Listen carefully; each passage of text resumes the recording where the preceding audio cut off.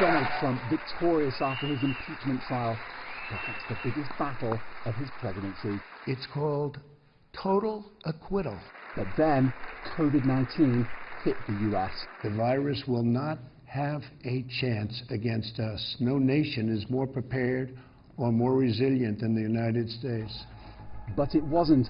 The lack of effective federal leadership left states outbidding each other for vital equipment, leading to chaotic supply chains and some underprotected frontline health workers paying with their lives.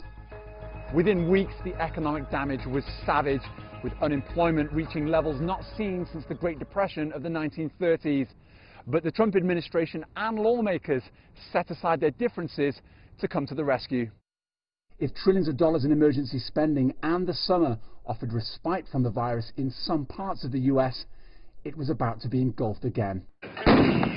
The deaths of yet more African Americans at the hands of police put the Black Lives Matter movement and unresolved grievances over racial injustice on the global agenda.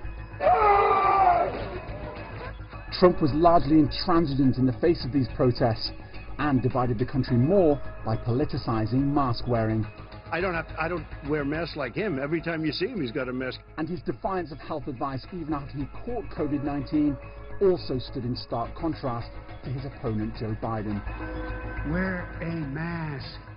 And as the autumn brought a bitterly contested election to its conclusion, it was clear Biden had the ear of African Americans, their overwhelming vote for him critical in the biggest turnout in US history.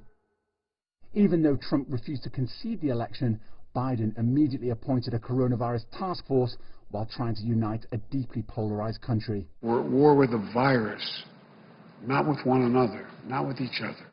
And where Trump largely turned his back on multilateralism by pulling out of the World Health Organization and the Paris Climate Accord, Biden aims to rejoin both of them on day one of his presidency. But trade tensions with China are expected to continue if Biden keeps Trump's tariffs in place, though the tone will likely be less confrontational and more collaborative. If we're going to see the tariffs go away, he's going to need to sit down with Europeans and the Canadians and the Japanese and Australians and others and say, all right, let's work out a joint approach, a joint effort against China that's going to involve litigation and negotiation and just coordinated action.